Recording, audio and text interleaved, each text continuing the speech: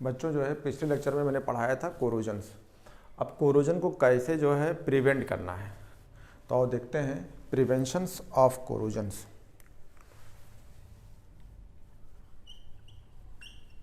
Preventions of corrosions, corrosion को कैसे prevent किया जाता है। तो सिंपल तरीका होता है। पहली चीज़ क्या है, अगर कोई आयरन का रॉड है तो उस रॉड पे ऐसा हो कि ऑक्सीजन और मॉइस्चर्स ना आए। तो सिंपल तरीके से है कि हम अगर मान लो ये आयरन की रॉड है और इस आयरन की रॉड पे अगर यहाँ पे हम पॉलिश कर दें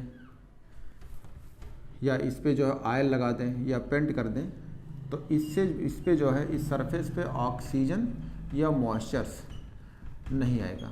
इसका मतलब क्या होगा, कोरोजन जो है प्रिवेंट हो जाएगी। तो आओ देखते हैं कि आपको ऑक्सीजन और मॉइस्चर आयरन के सरफेस पे टच ना करें, तो इसी को होते हैं प्रिवेंशंस।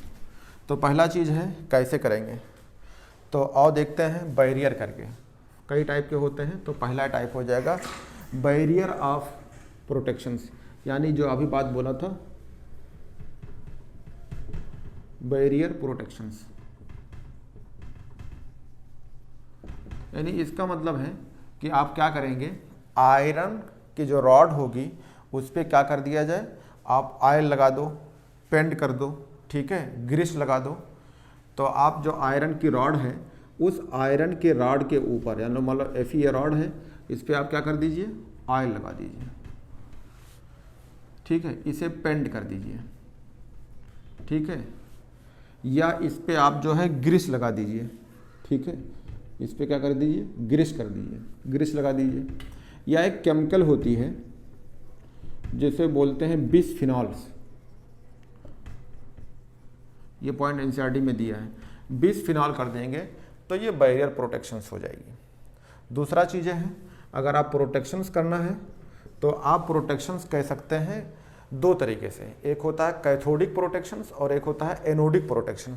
तो आप देखते हैं कैथोडिक प्रोटेक्शंस, कैथोडिक प्रोटेक्शंस यानी आपको करना क्या होगा, आयरन की रॉड है, इसको क्या करेंगे, कैथोड बना दीजिए। अगर आयरन की रॉड को कैथोड बना देंगे तो वो प्रोटेक्ट हो जाएगी। तो करना क्या होगा, जब आयरन की रॉड कैथोड बनाएंगे तो उस आप जानते हैं इलेक्ट्रोकेमिकल सीरीज में जब पढ़ाया था कि इलेक्ट्रोकेमिकल सीरीज में जब आप आते हैं लिक बे सरका नाम अली मंजन कर्फी कटकोनी सनपप, ये आपको पढ़ाया था। तो कैथोड कब बनेगा, जब आयरन से ऊपर कोई मेटल रखा हो। तो जो आयरन से ऊपर रखा हो उसको एनोड बना दो।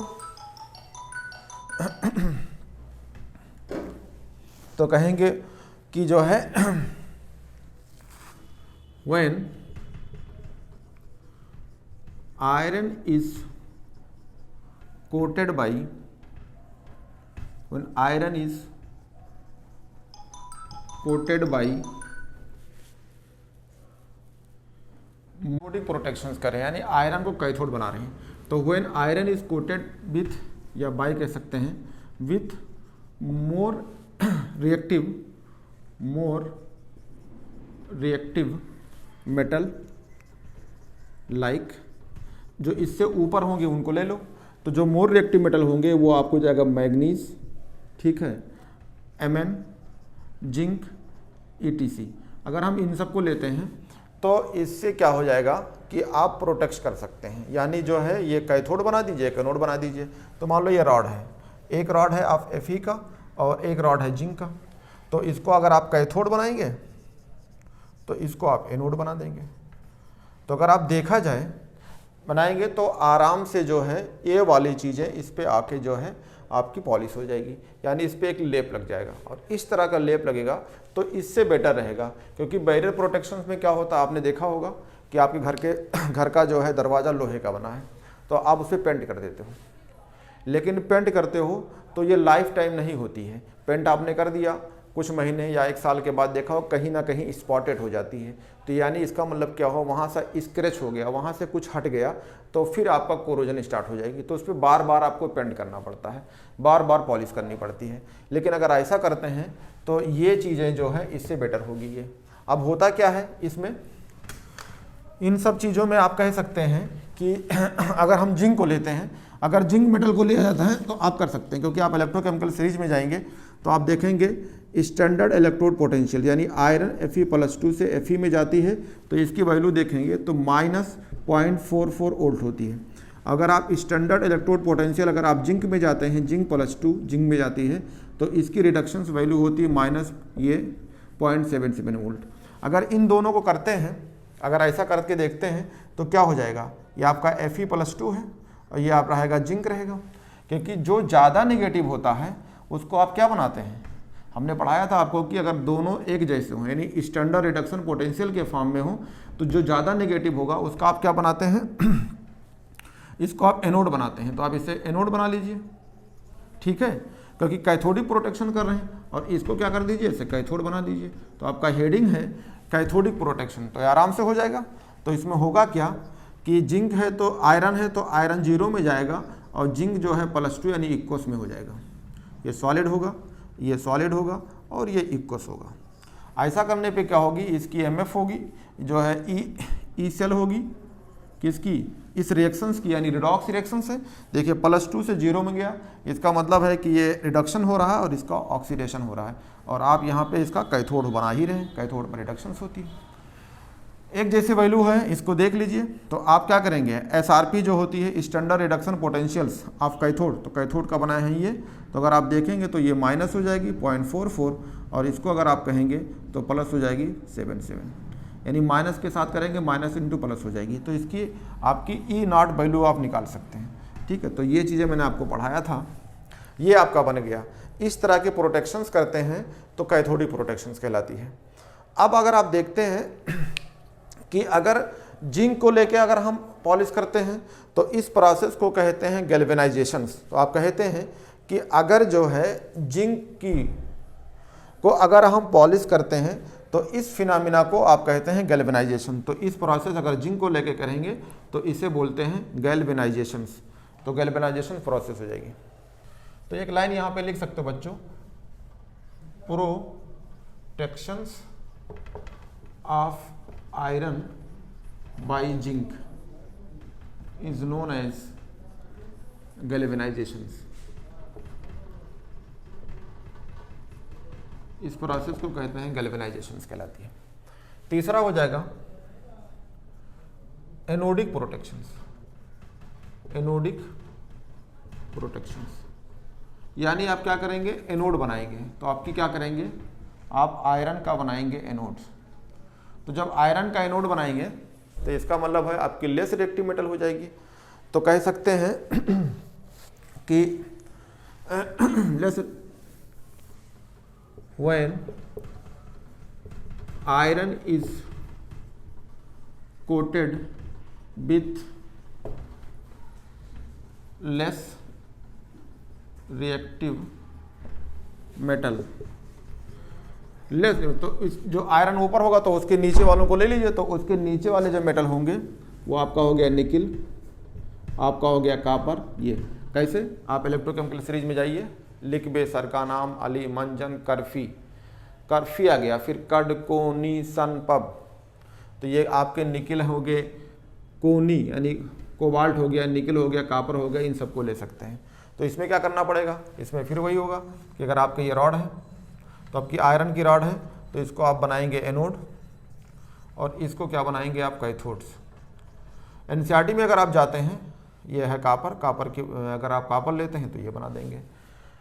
अगर आप एनसीईआरटी में जाएंगे तो सैक्रिफाइड एनोड कहलाती है। जैसे हम मैग्नीशियम को लिया है कि आप मैग्नीशियम को लेके जो है सैक्रिफाइड एनोड बना सकते हैं, तो वर्ड आपको मिलेगी। तो ये जो है करके आप प्रोटेक्शंस कर लेंगे, यानी लेस रिएक्टिव मेटल होगी तो ये एनोडिक बना के आप प्रोटेक्ट कर सकते हैं। अब एक चीज़ आती है जो है आपको बताना है, इलेक्ट्रोप्लेटिंग्स। इलेक्ट्रोप्लेटिंग का मतलब होता है कलई, किसी के ऊपर जो है कलई करना। जैसे लोहा है तो उस पर सोने की पॉलिश कर देते हैं, मार्केट में काफ़ी मिलता रहता है। तो आप आइए, एक वर्ड है इलेक्ट्रोप्लेटिंग्स, जिसे कलई बोलते हैं, इलेक्ट्रोप्लेटिंग, कलई करना। जैसे आपका आयरन की रॉड है, इस पर सोने की पॉलिश चला दीजिए तो ये क्या हो जाएगा, तो ये कलई हो जाएगी। तो इसमें होता क्या है कि इसमें जो होती है दो चीज़ ली जाती है। जैसे मान लो आपने आयरन लिया, उस पर सोने की पॉलिश करना है, तो आयरन का रॉड लीजिए, सोने का रॉड लीजिए और आप कॉम्प्लेक्स बनाइए सोने की। अगर आप कॉम्प्लेक्स बनाते हैं तब जाके ऐसे पॉलिश होगी। अगर आप कहिए कि इसको उठा के एक दूसरे को रगड़े पॉलिश होगी तो नहीं होगी। तो एक लाइन आप इस चीज़ को हम इसमें लिख सकते हैं, क्योंकि एनसीईआरटी में ये बात लिखी हुई है कि कोटिंग ऑफ मेटल, ये पॉइंट आप लिख सकते हैं, कोटिंग ऑफ मेटल, जिस मेटल को आप कोट करते हैं on the surface, on the surface, ठीक है, coating on the surface of another metal, of another metal, other metal by electrolysis, by electrolysis is called electroplating, is called electroplating, इसको बोलते हैं इलेक्ट्रोप्लेटिंग्स। अब electroplating करने जा रहे हैं तो आप एक लाइन लिख लीजिए कि दो चीज़ होती है। जैसे एक आर्टिकल होती है, तो एक को जैसे आपको पॉलिश करना है, सिल्वर के ऊपर लोहे का पॉलिश करना है, तो एक आर्टिकल मान लीजिए सिल्वर और दूसरे को मान लीजिए जो है आर्टिकल को जो है उसको बना दीजिए एनोड, वो कैथोड, और दूसरे को बना दीजिए एनोड, और एक उसी का कॉम्प्लेक्स बनाइए सोने का, उसमें रख दीजिए, मतलब मिला दीजिए तो हो जाएगी। तो कहते हैं article to be electroplate, article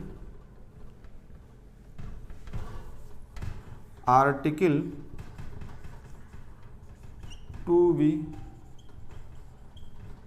electroplate is serve as cathode and metal which is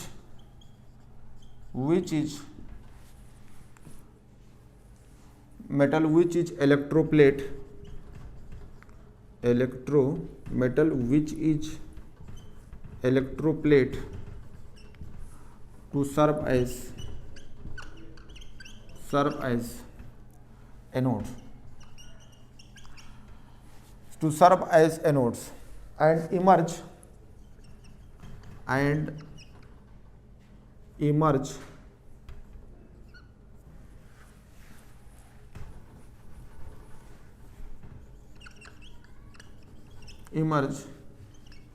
in a complex. ये रहा, यानी जो आर्टिकल को आपको इलेक्ट्रोड प्लेट करना है, तो जैसे मान लो हमारे एक आर्टिकल है, ये सिल्वर है। अब सिल्वर पे हमें पानी चढ़ाना है किसका, सोने का, तो इसको आप बना दीजिए कैथोड। और दूसरी आर्टिकल है, जैसे मान लो ये सिल्वर की राड है और दूसरी आर्टिकल है, मान लो ये रॉड है, ये आपका सोने का रॉड है, और ये वाला इस पे अगर पॉलिश करना है तो इसको बना दीजिए एनोड, और इन दोनों को इमर्ज कर दीजिए कॉम्प्लेक्स में। दोनों को आप इमर्ज कर देंगे कॉम्प्लेक्स में, तो आप सिल्वर, ये इसका सोने का कॉम्प्लेक्स बनाना होगा। तो आप जानते हैं, हमने इसको पढ़ाया था, अगर आप सोडियम के साथ बनाते हैं कॉम्प्लेक्स तो यहाँ सोडियम ले लीजिए, क्योंकि सिल्वर की वैलेंसी 1 होती है, तो अगर आप यहाँ पे 2 कर देंगे तो ये हो जाएगी, और अगर आप इसको पूरा हटा दीजिए तो यहाँ माइनस लगा दीजिएगा। तो आपने क्या किया, जिसके ऊपर पॉलिश करना है उससे कैथोड बनाना है, और जिसकी पॉलिश करना है उसे एनोड बनाना है, और जिसका पॉलिश करना है उसी का कॉम्प्लेक्स होना चाहिए। तो ये ए का कॉम्प्लेक्स है, तो ये क्या हो जाएगी, आपकी इलेक्ट्रोप्लेट्स हो जाएगी, यानी कलई हो जाएगी। तो इसको कलई कहते हैं, यानी कलई का मतलब इलेक्ट्रोप्लेट करना। आर्टिफिशियल जो ज्वेलरी आती है, उस ज्वेलरी को जो है ये कलई ही की होती है, यानी इलेक्ट्रोप्लेट की होती है। तो बच्चों ये रहा आपका कोरोजन से बचना, इलेक्ट्रोप्लेटिंग हो गया। अब आपकी ये इलेक्ट्रोकेमिस्ट्री में जो है यानी एक पॉइंट लास्ट बचा है जो आपको पढ़ना है, कंडक्शंस क्या होती है। तो ये आपको पढ़ाते हैं और देखते हैं आगे इसके। तो मैं शुरुआत में जब आपको इलेक्ट्रोकेमिस्ट्री पढ़ाया था तो कुछ बातें मैंने कंडक्टर की बात की थी, थोड़ा सा बात यहाँ कर लेते हैं फिर आगे बढ़ते हैं। तो बीचों बीच में हम लिख देते हैं यहाँ पे कंडक्टर, और कंडक्टर को दो हिस्सों में डिवाइड कर लेते हैं। एक कंडक्टर होता है मेटेलिक कंडक्टर, और मेटेलिक कंडक्टर या इसको बोलते हैं इलेक्ट्रॉनिक कंडक्टर। इसका दूसरा नाम है इलेक्ट्रॉनिक कंडक्टर। मेटेलिक कंडक्टर, या इस अगर ये मेटल को है तो मेटेलिक कहेंगे या फिर इलेक्ट्रॉनिक कहेंगे।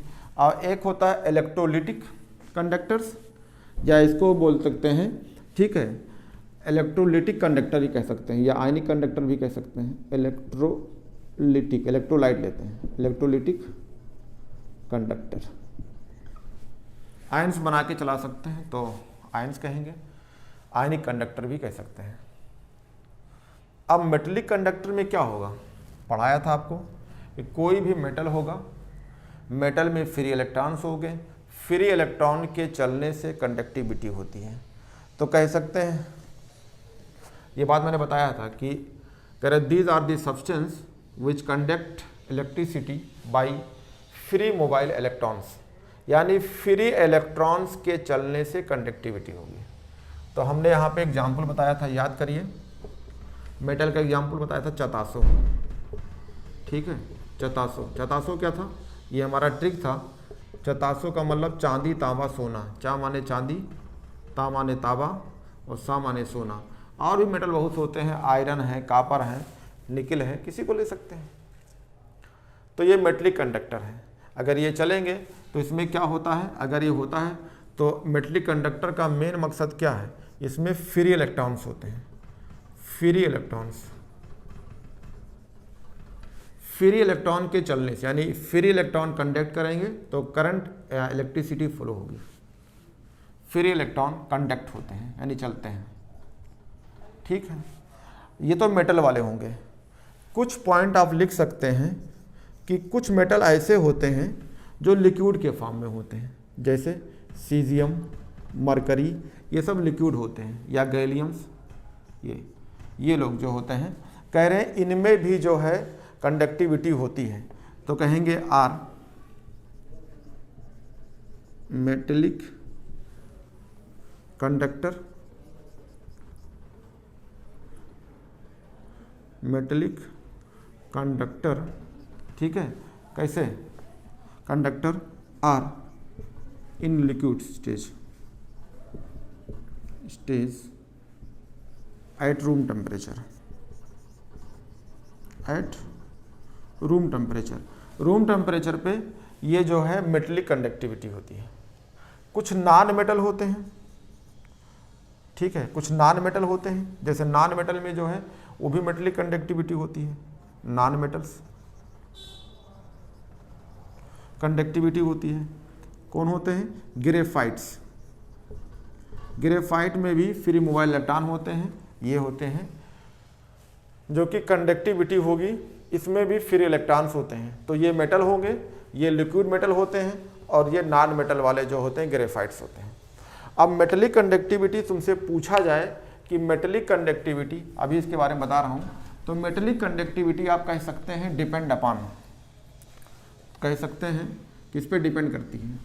तो metallic conductivity is depend upon, किस पे डिपेंड करते हैं, कि metallic conductivity is depend upon.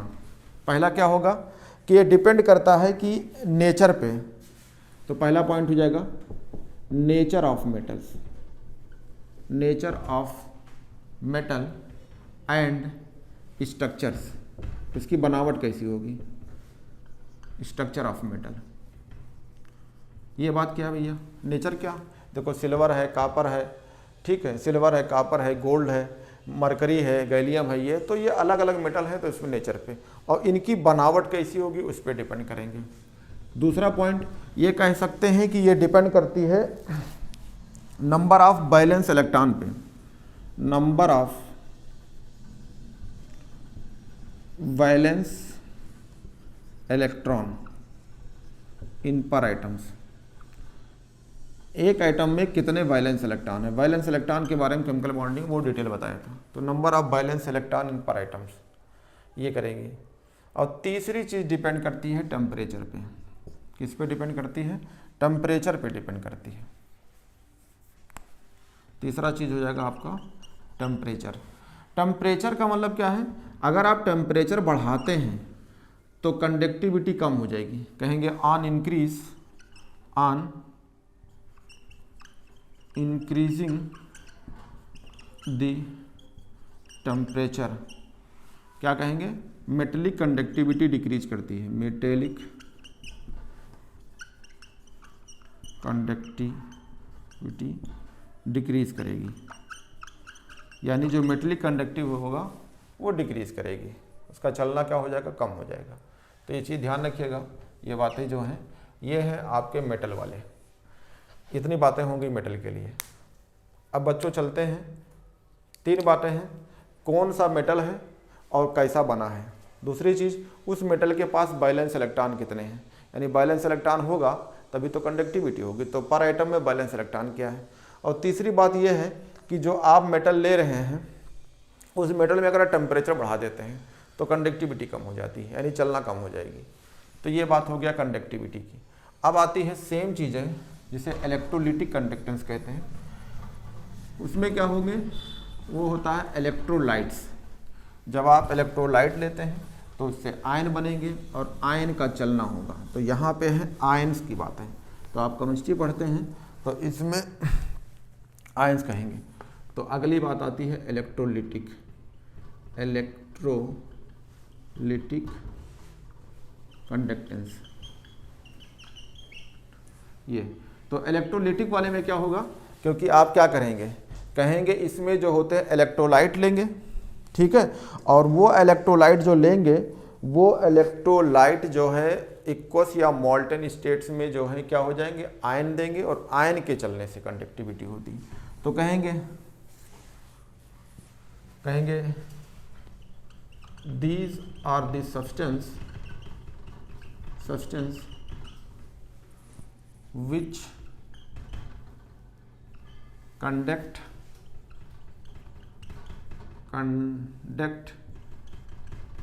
electricity.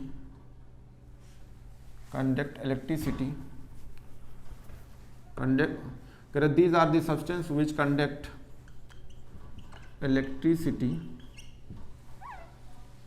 electricity in the form of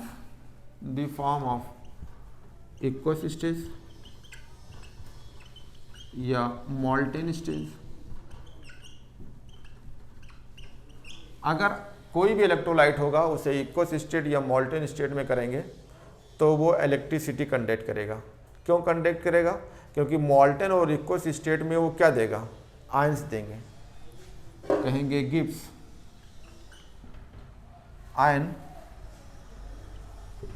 ions.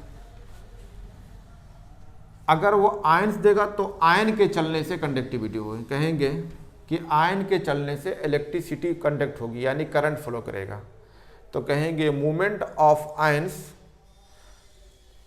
अगर आयन के मूवमेंट होगा तो करंट फ्लो करेगी। और तो इसका मतलब है कि अगर आप जो है ये बैटरी लेते हैं और इस बैटरी में एनोड और कैथोड बनाते हो, और अगर मान लो सल्फ्यूरिक एसिड इसमें मिला है, लेड स्टोरेज बैटरी है, तो इसमें क्या पड़ा होता है? H2SO4।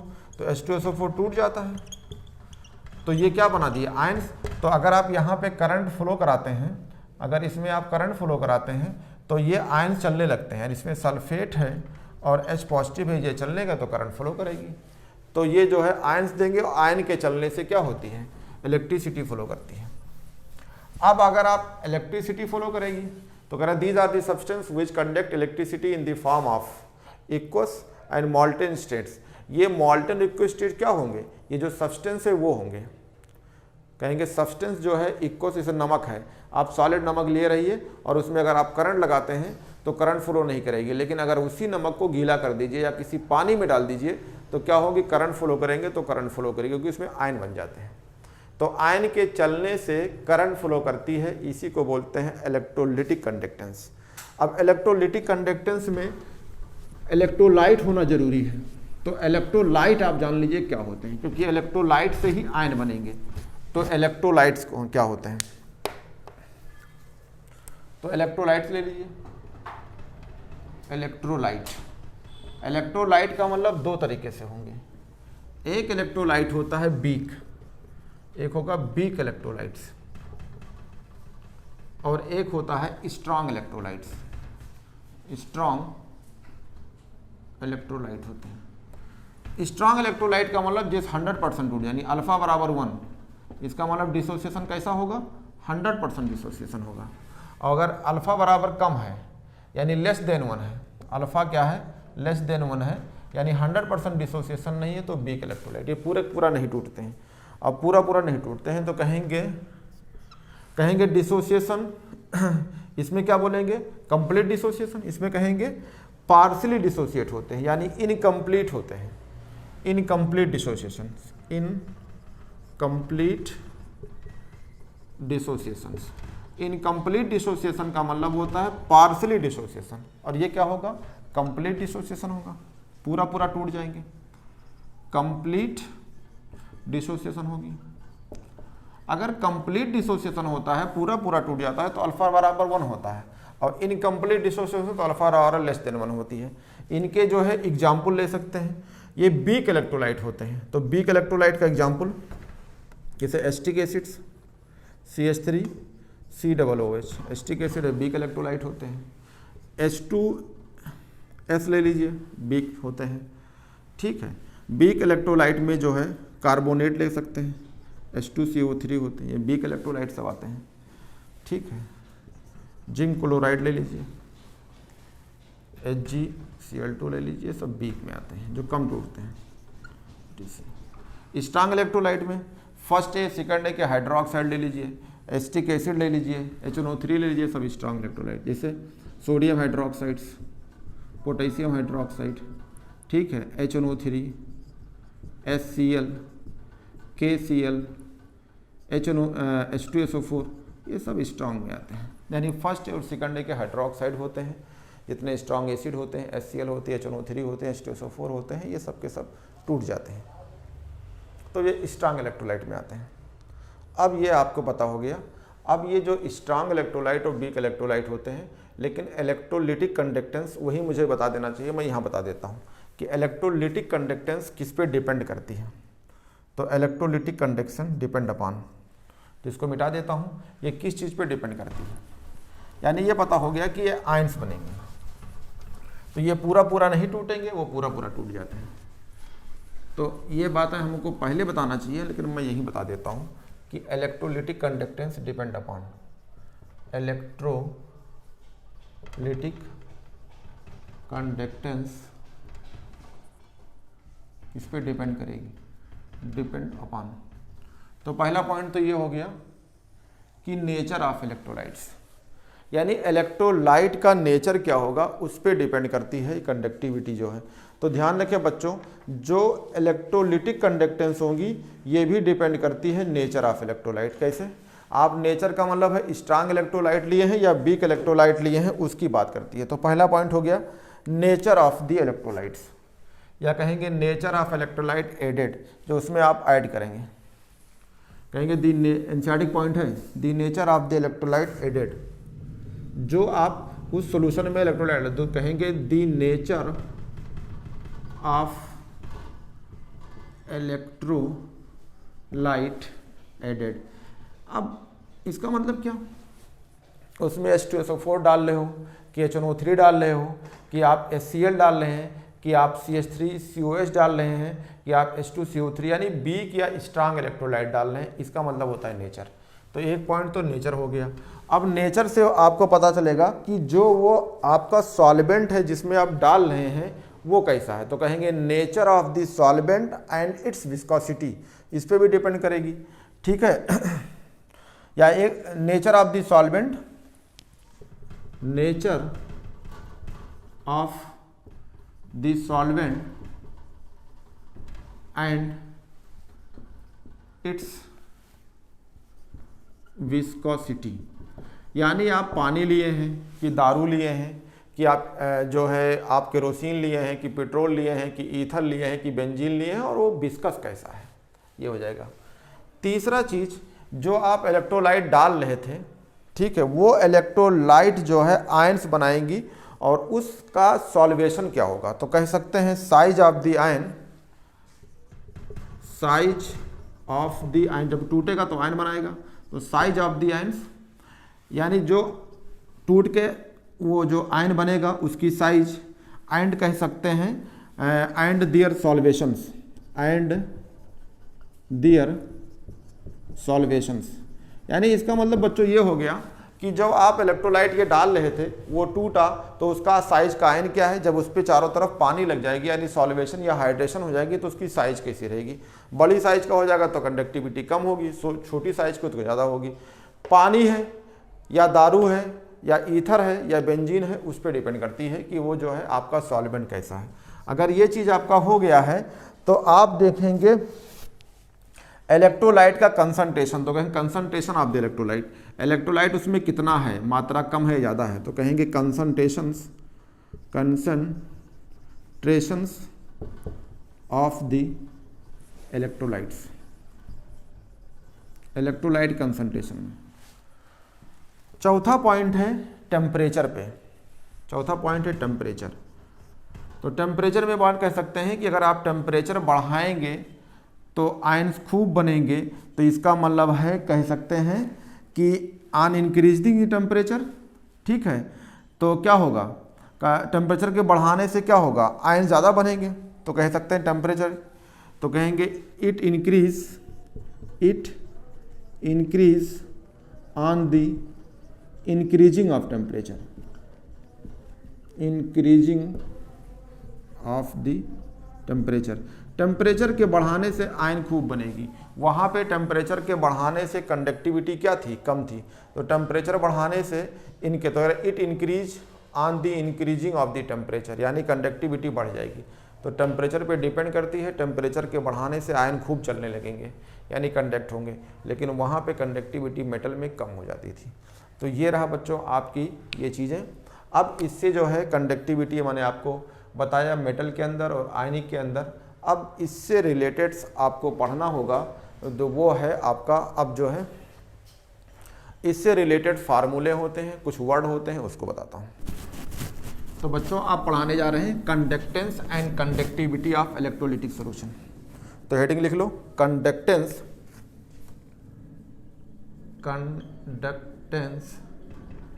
And conductivity of electrolytic solutions. यानी इलेक्ट्रोलिटिक सॉल्यूशन में कंडक्टेंस और कंडक्टिविटी ऑफ इलेक्ट्रोलिटिक सॉल्यूशंस, ये देखने जा रहा हूँ।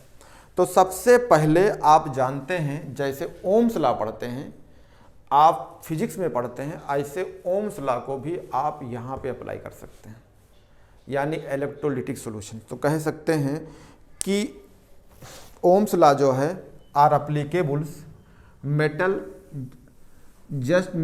As well as electrolytic solution. तो कह सकते हैं जस्ट लाइक, यहाँ एक लाइन लिख लीजिए, just like metallic conductance, just like metallic conductance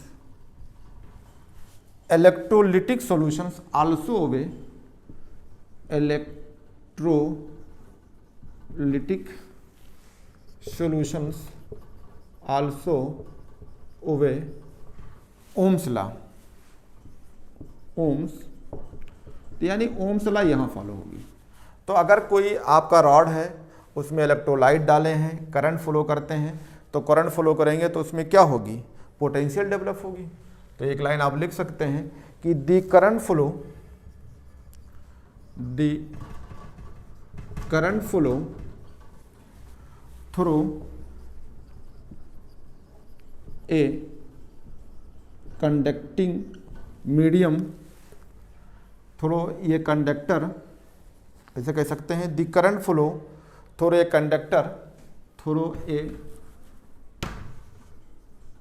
conductor is directly proportional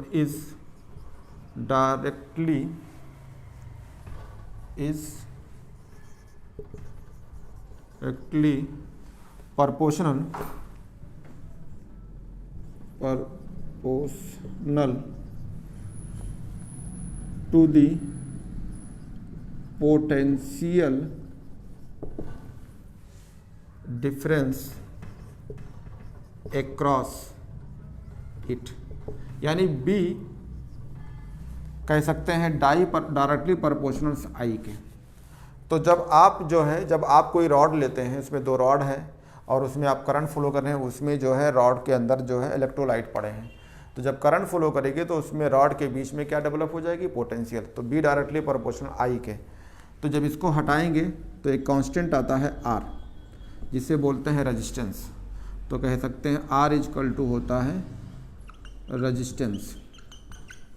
तो इसको हम लोग पढ़ते हैं B is equal to I R या B is equal to R I, ये रहा। अब आप चीज़ जानते हैं कि जब करंट फ्लो होगी किसी मीडियम में, यानी किसी इलेक्ट्रोलाइट जो है जहाँ पड़ा उस मीडियम में, तो वहाँ क्या पैदा होती है, रेजिस्टेंस। तो कहेंगे the hindrance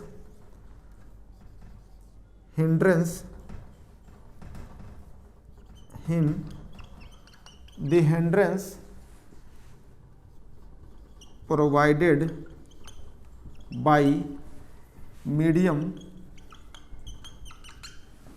in the flow of current is known as resistance। किसी मीडियम में अगर करंट फ्लो करती है तो वहाँ हिंड्रेंस पैदा होगी। तो जब हिंड्रेंस पैदा होगी उसी हिंड्रेंस को क्या करेंगे, रेजिस्टेंस। जैसे मान लीजिए ये आपका एक रॉड है, एक एनोड है और एक कैथोड से, इसको आपने जोड़ दिया तो जोड़ दिया। अब करंट फ्लो करेगी, यहाँ पे इलेक्ट्रोलाइट पड़ा है, मान लो इलेक्ट्रोलाइट आपका यहाँ पे KCl पड़ा है, तो यहाँ पे K पॉजिटिव Cl नेगेटिव होगा। जब करंट फ्लो करेगी तो जब करंट चलेगी तो इसमें बाधा पैदा होगी, हिंड्रेंस पैदा होगी, तो उसी हिंड्रेंस को हम क्या बोलेंगे, रेजिस्टेंस। तो जब हम करंट फ्लो करेंगे तो इनके क्रॉस पोटेंशियल डेवलप होगी। तो मैंने लिखा कि बी डायरेक्टली प्रोपोर्शनल आई के, जब इस प्रोपोर्शनल को हटाया तो आर आ गया, तो ये हो गया रेजिस्टेंस। और रेजिस्टेंस की जो यूनिट होती है उसे बोलते हैं ओम। तो यहाँ यूनिट लिख लीजिए, और यूनिट को बोलते हैं ओम।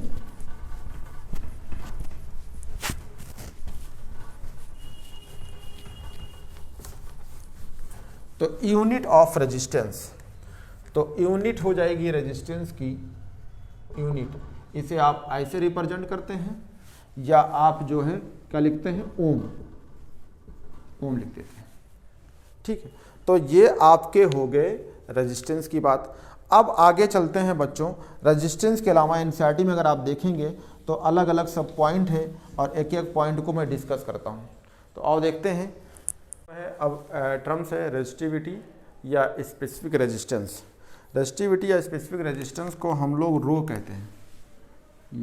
ये क्या होता है, कहते हैं resistance provide by per unit volume. जब आपको इलेक्ट्रोलाइट उसमें पड़ा होगा तो उसके यूनिट वॉल्यूम में रेजिस्टेंस क्या होती है, उसी को बोलते हैं। जैसे मान लो आप ये एक एनोड है, कैथोड रॉड है ये, और आप इसे ने कंडक्ट कर दिया है, करंट फ्लो करा रहे हैं इसमें।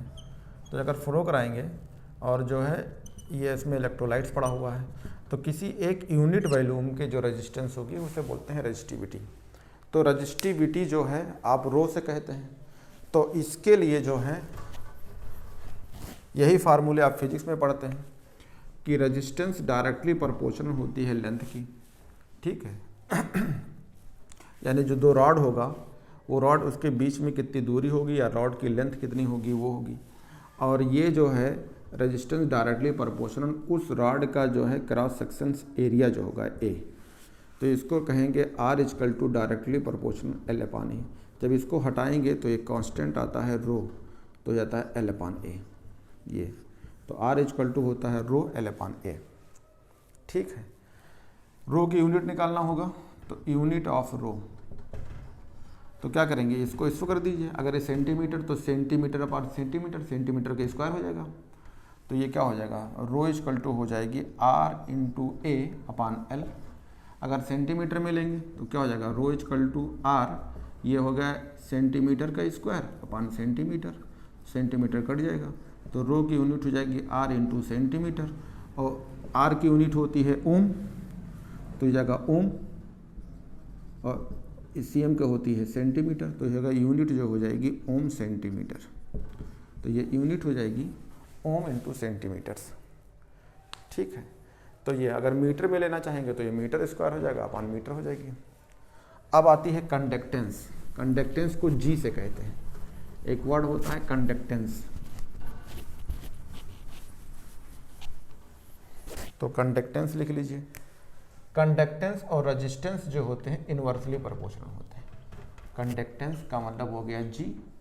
ठीक है, तो देखो जी, कोई चीज़ आसानी से जब चलेगा जब उसमें रेजिस्टेंस कम हो, तो इसे कहेंगे रेसिप्रोकल है या इनवर्सली प्रोपोर्शनल। अगर किसी में रेजिस्टेंस ज़्यादा है तो कंडक्टेंस क्या हो चलना, मान लो मेला है, मेले में खूब भीड़ लगी है तो आप चल नहीं पाएंगे, तो कंडक्टेंस आपका कम है। क्यों कम है, क्योंकि उसमें भीड़ बहुत है, रेजिस्टेंस बहुत ज़्यादा है। तो कहेंगे it is reciprocals to resistance, ये बात कह सकते हैं। रेजिस्टेंस क्या क्या होती है, रेसिप्रोकल होती है। कंडक्टेंस कहेंगे conductance is reciprocal, conductance is reciprocal to resistance. Resistance की कैसी होती है, इनवर्सली प्रोपोर्शनल, यानी जी इक्वल टू एक 1 अपान आर, रेसिप्रोकल। तो 1 अपान आर की यूनिट होती है साइमेंस। अगर इसका यूनिट निकाला जाए तो यूनिट, तो एस 1 अपान आर की यूनिट होती है साइमन, SIEMEN, साइमन। लेकिन इसको हम शॉर्टकट में हम लोग बोलते हैं एस। तो चाहे यूनिट में एस कहिए, या इसी की यूनिट हो जाएगी ओम इनवर्स, या इसी की यूनिट हो जाएगी मो, इसी की यूनिट क्या हो जाएगी मो, MHO मो, तो यूनिट हो जाएगी। अब आती है कंडक्टिविटी या स्पेसिफिक कंडक्टेंस। एक वर्ड होती है कंडक्टिविटी, कंडक्टिविटी या इसी का नाम होता है स्पेसिफिक कंडक्टेंस, स्पेसिफिक कंडक्टेंस। ये रहा, इसको हम लोग कहते हैं के से, कपा से, कप्पा जो वर्ड होता है उससे के आता है, तो के से कहते हैं। ये जो होती है रेसिप्रोकल होती है किसके, रेजिस्टिविटी के। तो कहेंगे it is the reciprocal, it is यानी इसकी बात करते हैं, it is reciprocal, it is reciprocal to, it is reciprocal of resistivity, resistivity यानी रो के क्या हो जाएगी, रेजिस्टिविटी के रेसिप्रोकल होती है। तो कहेंगे के इक्वल टू 1 अपान पी के, सॉरी पी कह रहे रो, 1 अपान रो के। ये अगर ये फार्मूला यहाँ रखना चाहेंगे तो रो की फार्मूला भी बताया था, क्या आया था, आर इक्वल टू था रो एल अपान ए। तो इसको रो बराबर क्या हो जाएगा, रो इक्वल टू हो जाएगा आर ए अपान एल, ये रख सकते हैं।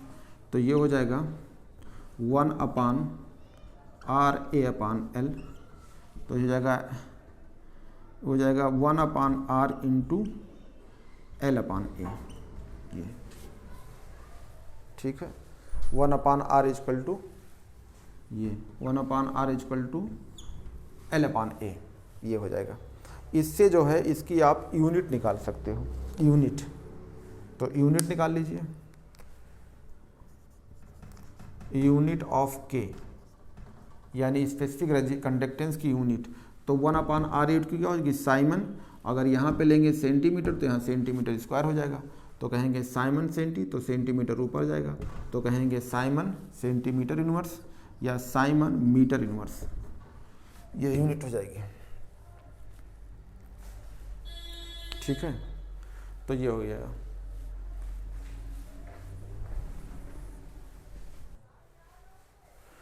तो बच्चों जो ये बताया हूँ ये डिफिनीशन के फॉर्म में कह सकते हैं। Conductivity of an electrolytic solutions में be defined as, the conductance of a solution, किसी सोल्यूशन में conductance of 1 metre of a length, यानी लेंथ की बात कर रहा है, 1 metre of a length with area of cross section is equal to 1 metre square. अगर ये जो है 1 मीटर ये हो जाए और 1 मीटर स्क्वायर हो जाएगा तो इसका मतलब है 1/r किसके बराबर हो जाएगा, g के। तो अगर हम ये कह दें कि l बराबर 1 मीटर और a बराबर हो जाएगा 1 मीटर स्क्वायर, तो आप कहिए तो k इक्वल टू क्या है, 1/r इंटू l/a। तो अगर आप ये रखेंगे तो क्या हो जाएगा, k इक्वल टू 1/r के, क्योंकि यहाँ 1 और यहाँ भी 1 रख दें तो 1/r बराबर क्या हो जाएगा, k equal to 1/r equal to होता है g। तो आप ये बात कह सकते हैं कि अगर हम 1 मीटर ये रख दें और 1 मीटर स्क्वायर इसको रख दें तो इसका मतलब है 1 मीटर स्क्वायर इसको रख देंगे तो स्पेसिफिक कंडक्टेंस किसके बराबर हो जाती है, कंडक्टेंस के। ये जो है आप कह सकते हैं। अगर एक बात और इसमें कहना चाहें कि अगर डाइल्यूशंस करते हैं तो क्या होगी, तो डाइल्यूशंस करने से आपकी कंडक्टिविटी या स्पेसिफिक कंडक्टेंस क्या होती है, डिक्रीज करती है। तो कहेंगे ऑन डाइल्यूशंस, ठीक है, conductivity ORR specific conductance, ORR specific conductance decrease या डिक्रीजेस।